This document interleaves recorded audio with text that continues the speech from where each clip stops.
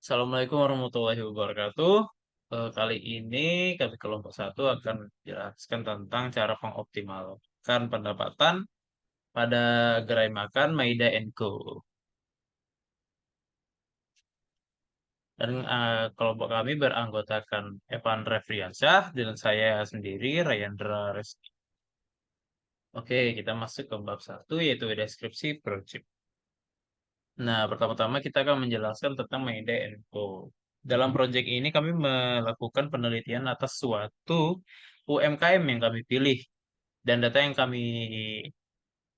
data untuk mencari laba maksimum ini kami peroleh dari UMKM tersebut dan UMKM ini bernama Maida Co yang berlokasikan di samping Hotel Swissbell. Lalu untuk bahan-bahannya dan menu-menu yang kami pilih adalah soto ayam, oseng daging, dan juga kari ayam. Lalu lanjut ke permasalahan dari UMKM ini, yaitu keterbatasannya bahan baku dan juga makanan yang diproduksi tidak tahan lama dalam beberapa hari, sehingga mudah rusak.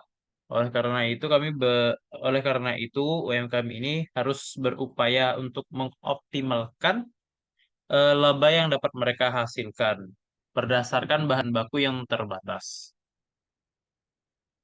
Lalu selanjutnya metode yang digunakan. Dalam mengatasi masalah ini, kelompok kami menggunakan tiga metode, yaitu metode simplex, grafik, dan juga aljabar. Lalu di sini juga kami mendapati tujuan kami yaitu untuk membantu UMKM ini mendapatkan keuntungan yang maksimal dan juga memanfaatkan sumber daya yang tersedia dengan menggunakan sistem persamaan linear dengan metode tabel simplex, grafik, dan juga aljabar. Lalu kita masuk ke dalam pengumpulan data. Berikut adalah data yang telah kami kumpulkan, yaitu ada bahan baku dari soto ayam, soto daging, dan juga kari ayam. Nah, di sini kami telah memasukkan eh, keterbatasan atau kendala-kendala yang ada pada UMKM tersebut. Selanjutnya dilanjutkan oleh saudara saya, Evan. Silakan. Selanjutnya yaitu membuat model matematiknya.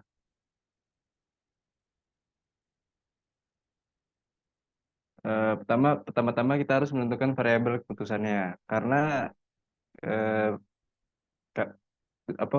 Karena kami ingin menghitung laba maksimal dari tiga menu, jadi variabel keputusannya yaitu X1 itu adalah soto ayam, X2 itu soto daging, kemudian X3 itu kari ayam. Kemudian menentukan fungsi tujuan. Karena tujuan penelitian ini untuk mengoptimalkan pendapatan, maka fungsi tujuannya ialah harga menu per porsi, yaitu Z sama dengan 30.000 X1 ditambah 35.000 X2 ditambah 28.000 X3. Lanjut. Kemudian menentukan fungsi kendala. Faktor kendala dalam penelitian ini ialah ketersediaan bahan baku pada gerai makan Maida Co.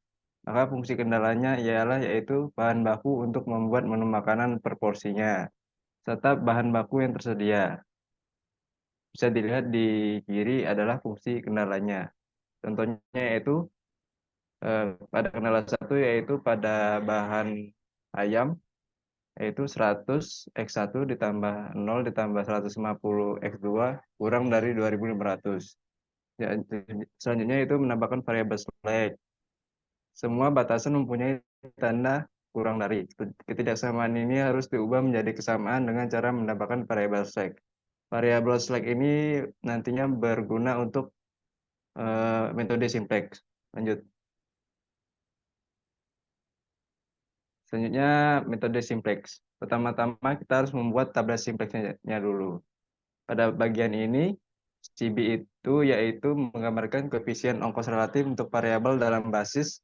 Pada mulanya koefisien ini bernilai 0. Kemudian ada VDB, yaitu berisikan variabel bayangan atau slack variabel.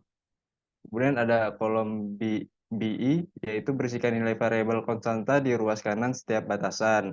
Kemudian ada kolom AJ, yaitu berisikan variabel keputusan dan variabel bayangan. Kemudian ada kolom CG yang berisikan koefisien relatif dan dari fungsi tujuan dan kolom variabel bayangan bernilai 0.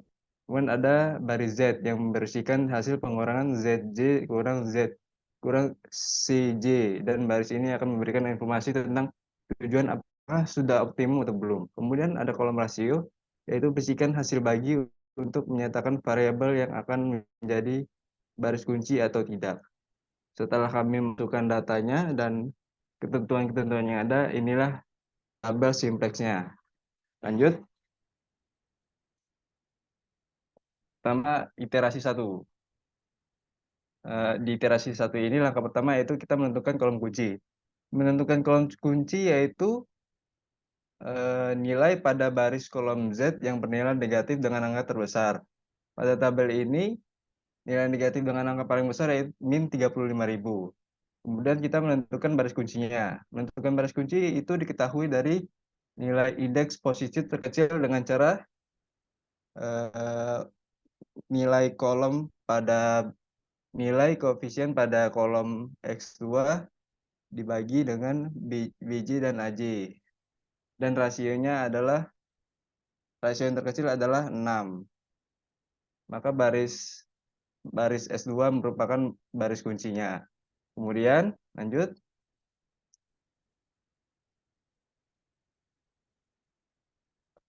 Kemudian baris kunci sebelum Kemudian baris kunci tersebut dibagi dengan elemen kuncinya. Elemen kuncinya tadi adalah 150. Kemudian semuanya dibagi dengan 150 baris kunci S2. Kemudian diganti menjadi X2. Lanjut. Kemudian menghitung baris baru. Jadi mencari baris baru ini ialah angka baris baru itu sama dengan nilai baris lama dikurang dengan perkalian koefisien pada kolom kunci dengan angka baru baris kunci. Contohnya yaitu pada baris lama Z itu baris lamanya itu 0 dan baris barunya itu 6. Jadi perhitungannya yaitu 0 dikurang 6 dikali dengan koefisien pada kolom kunci yaitu min 35.000. 6 dikali min 35.000 sama dengan min 210.000. Jadi 0 dikurang min 210.000. Karena min ketemu menjadi positif, maka 0 ditambah 210.000. Jadi 210.000. Dan kemudian cara yang sama digunakan untuk semuanya. Semua kolom pada baris Z dan pada baris-baris berikutnya. Lanjut sampai tabel iterasi 1. Atas tabel iterasi 1. Nah, berikut adalah hasil dari baris kunci baru baris baru yang telah kami cari. Di tabel iterasi sini baris Z-nya masih terdapat min. Jadi kita lakukan hal yang sama. Lanjut. Dan iterasi 2. Lanjut. Iterasi 2 sama seperti sebelumnya, yaitu menentukan kolom kunci dan baris kunci. Kolom kunci di iterasi 2 ini yaitu di X2 karena memiliki nilai min yang paling besar, yaitu min 30.000. Kemudian baris kuncinya itu rasio yang paling kecil yaitu 14. Lanjut sampai tabel iterasi 2.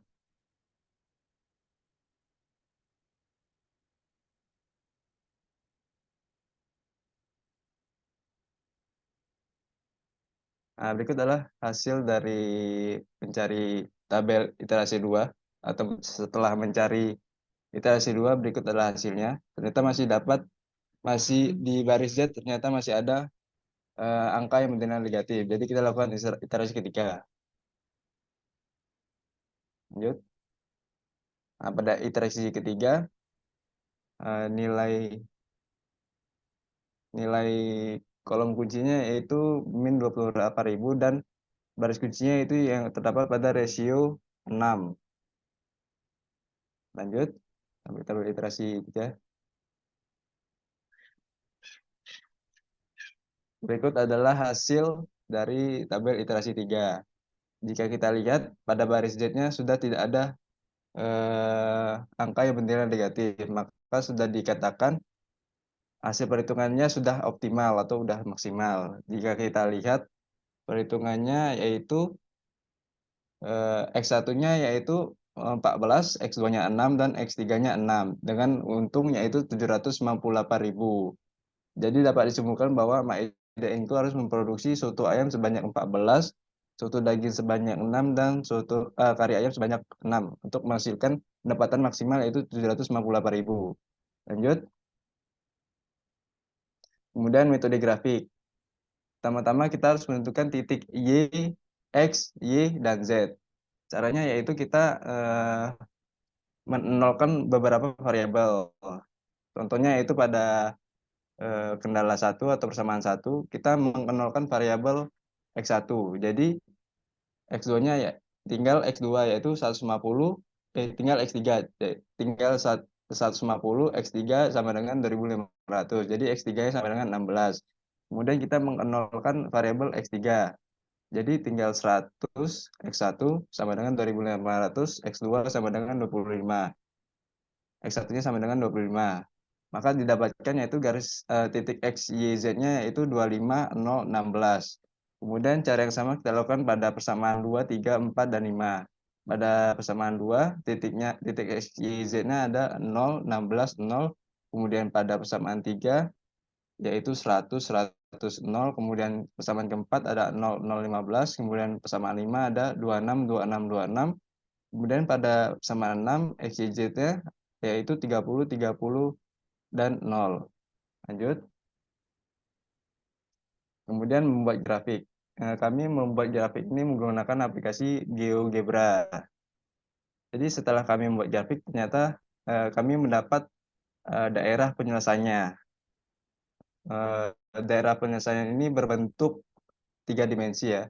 Jadi baris warna merah pada sebelah kanan itu adalah X, kemudian baris hijau pada sebelah kiri itu adalah Y, kemudian garis biru yang menjulang ke atas itu adalah Z. Karena penelitian ini memiliki 3 variabel, jadi grafiknya membentuk 3 dimensi, kiri, kanan, dan atas. Kemudian pada grafik ini terdapat batasan yang diperoleh, yaitu beberapa titik batasan diperoleh, yaitu A, B, C, D, E, F, G, dan H. Dan titik X, Y, dan Z-nya adalah yaitu pada titik A itu 0, 0, 0, pada titik B 2, 0, 0, kemudian C 15, 5, dan 6, kemudian D 10, 6, 10, kemudian E 14, 6, 6, kemudian F 14, 6, dan 0. Dan G 2, 6, 15, kemudian H 0, 6, 0. Lanjut. Kemudian kita menghitung nilai optimalnya. Kita memasukkan nilai titik batasan-batasan tadi ke fungsi tujuannya. Setelah kita masukkan didapatkan nilai yang optimal yaitu 798.000. Yaitu X1 dengan X1 yaitu dengan X yaitu 14, Y dengan 6, kemudian Z dengan 6. Hasil tersebut sama dengan metode simplex. Selanjutnya metode aljabar. Pertama-tama kita harus menambahkan variabel select-nya. Persamaan dirubah dulu menjadi standar yaitu select variabel dengan memasukkan variabel yang harus ditambahkan ke dalam kesamaan agar menjadi persamaan. Sehingga persamaan akan berubah menjadi seperti ini. Kemudian fungsi kendalanya kita tambahkan X4, X5, X6, X7, X8, dan X9. Lanjut. Terus selanjutnya adalah menentukan solusi. Karena variabel kami memiliki 3 variabel, karena penelitian kami memiliki 3 variabel, maka Solusinya itu kami mengenolkan 3 variabel sehingga mendapatkan 28 solusi sebagai berikut. Lanjut. Karena solusinya terlalu banyak dan mungkin presentasinya bakalan terlalu banyak untuk menghitung 28 solusi tersebut. Jadi kami memasukkan nilai solusi yang sudah optimal, yaitu nilai solusi optimalnya terdapat pada solusi ke-24. Eh, jika kita solusi 24 yaitu X5 sama dengan X6 sama dengan X8 sama dengan 0. Itu dapat kita cari X yang dapat dihilangkan. Jika kita lihat di persamaan kedua, 150 X2 tambah X5 sama dengan 1000. Karena X5 0, jadi kita bisa mencari X2-nya, yaitu X2-nya sama dengan 1000 dibagi 150, sama dengan X2-nya sama dengan 6. Kemudian, karena kita sudah mendapatkan X2, kita bisa memasukkannya pada persamaan ketiga, yaitu 25X1 tambah 25X2 tambah X6 sama dengan 500. Karena X6-nya 0 dan X2-nya sudah kita dapatkan, jadi kita masukkan saja nilainya. 25 dikali 6 tambah 25X1 sama dengan 500. Jadi X1-nya adalah 350 dibagi 25 sama dengan 14. Kemudian cara yang sama kita lakukan untuk mencari X3 yaitu pada persamaan 5. Kita masukkan X2-nya dan kita masukkan X1-nya. Jadi karena 8-nya hilang, jadi kita bisa mencari X3-nya. X3-nya dapat yaitu 6. Kemudian kita cari, masukkan nilai-nilai yang sudah kita dapatkan pada persamaan 1, 4, dan 6. Dan ternyata nilainya tidak ada yang negatif. Maka bisa dikatakan bahwa solusi ini visible atau dapat dipakai. Selanjutnya kita masukkan nilai-nilai tersebut ke fungsi tujuan. Ternyata fungsi tujuannya yaitu memiliki hasil 758.000. Dengan variabel X1-nya yaitu 14, X2-nya 6, dan X3-nya 6. Hasil tersebut sama dengan metode simplex dan grafik. Maka dapat disimpulkan bahwa Maida Incu harus memproduksi 14 soto ayam X1 dan 6 soto daging X2 dan 6 kari ayam X3 untuk mendapatkan pendapatan maksimal yaitu sebesar 798.000. Lanjut, untuk pemrograman akan dilanjutkan oleh Saudara Ryan.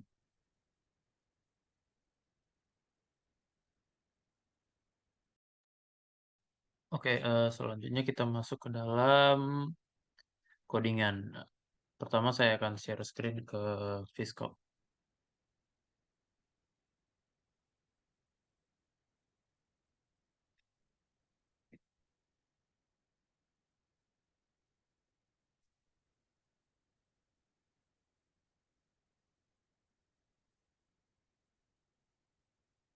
Nah, dapat dilihat dari sini, eh, yang pertama yang dapat saya tampilkan adalah codingan untuk simplex kami. Dan pertama-tama yang dilakukan adalah kita harus mengimport pulp. Dan pertama-tama pulp ini harus kita install dulu, bisa melalui CMD ataupun terminal. Dan selanjutnya kita masukkan fungsi yaitu solve LP problem. Dan di sini adalah tempat kita melakukan eh, hitung-hitungan dari permasalahan kita. Lalu di area sini kita mendefine atau mendefinisikan variabel-variabel yang akan kita masukkan, yaitu ada soto ayam, soto daging, dan juga kari ayam. Lalu selanjutnya kita mendefinisikan fungsi dari objektif yang akan kita lakukan, yaitu semisalnya di sini saya membuat problem itu sama dengan pulp LP problem, yang berarti penyelesaian untuk linear programming dengan cara maximize. Di sini kita masukkan profit yang harus kita kejar, yaitu 30.000 untuk X1 ditambah 35.000 untuk X2, lalu 28.000 untuk X3. Lalu selanjutnya kami memasukkan constraint-constraint atau kendala yang dapat dimasukkan. Nah, Ini adalah batasan-batasan dari data yang bisa kita masukkan. Lalu di bawahnya adalah bumbu-bumbu atau eh, bahan-bahan tersendiri dari Kendala. variabel-variabel tersebut. Lalu selanjutnya ini adalah penampilan-penampilan dari hasil codingan kami. Lalu selanjutnya kita coba mulai.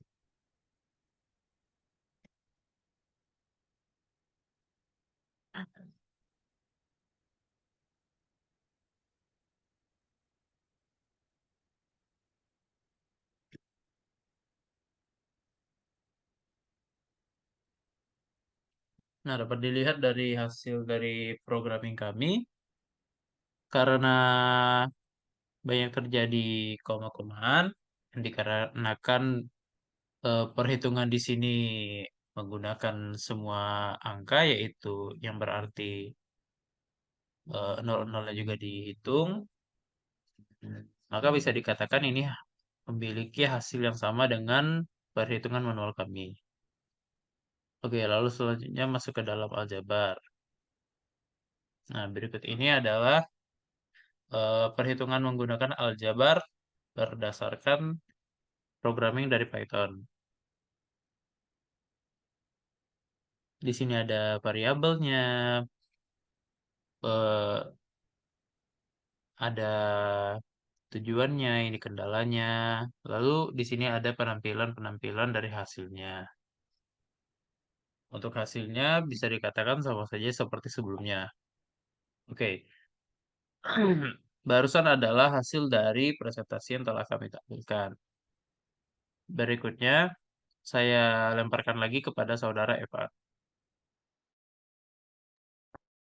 Baiklah, setelah kami menggunakan program dan perhitungannya dapat disimpulkan bahwa Maeda Enco dapat mendapatkan keuntungan maksimal jika Maeda Enco memproduksi 14 soto ayam, eh, 4, 14 soto ayam, 6 soto daging, dan 6 kari ayam untuk mendapatkan keuntungan maksimal yaitu 798.000. Sekian presentasi dari kami. Kurang salahnya kami mohon maaf. Wassalamualaikum warahmatullahi wabarakatuh.